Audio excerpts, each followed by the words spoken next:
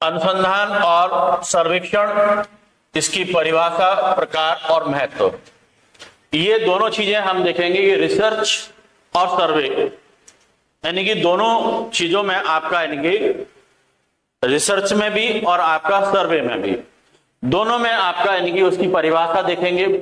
उसके बाद उसका प्रकार देखेंगे, उसका महत्व देखेंगे।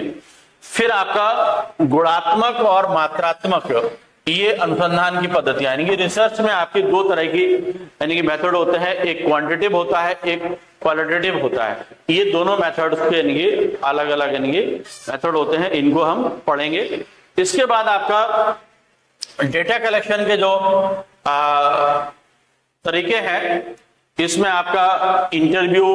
क्वेश्चनरी, शेड्यूल, केस स्टडी और आपका ऑब्जर्वेशन, ये आपका जो मेथड है आपके उसके क्या डेटा कलेक्शन के, ये आपका बहुत ही इंपॉर्टेंट है और इनके बारे में जरूर पूछा जाएगा, बहुत ही इंपॉर्टेंट है। और इसमें भी हम यानी कि आपका एंथ्रोपोलॉजिकल यानी कि जनजातीय स्टडी के बारे में बहुत ज्यादा कॉन्सेंट्रेट रहेंगे। आपका सांख्यिकी विश्लेषण यानी कि आपका जो स्टैटिस्टिकल एनालिसिस है, इसमें आपका क्या देखा जाएगा, डेटा का जो पहले कलेक्शन, फिर उसका क्लासिफिकेशन, फिर उसका यानी कि आपका ग्राफिकल जो रिप्रेजेंटेशन होता है, ग्राफिकल रिप्रेजेंटेशन को यानी कि अलग अलग ग्राफिक के तरीके से प्रेजेंट किया जाता है, उसको हम पढ़ेंगे। उसके बाद आपका सैंपल सिलेक्शन यानी कि आपका जो डेटा सर्वे किया जाता है, उसमें यानी कि किस किस तरीके से आपका जो सैंपल होता है,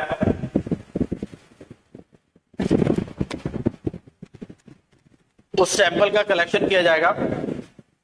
ये बहुत ही इंपॉर्टेंट है, इसके बारे में हम पढ़ेंगे। इसके बाद अगला है आपका ये हाइपोथेसिस एग्जामिनेशन,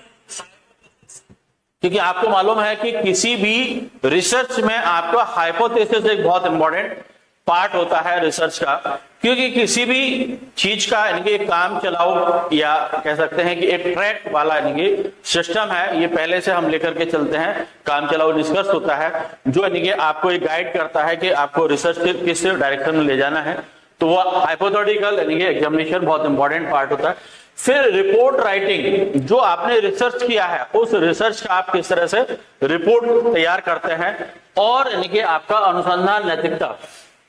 जिस समय आप रिसर्च करते हैं तो उसमें आपको कुछ एथिकल वैल्यूज को यानी कि अपने जो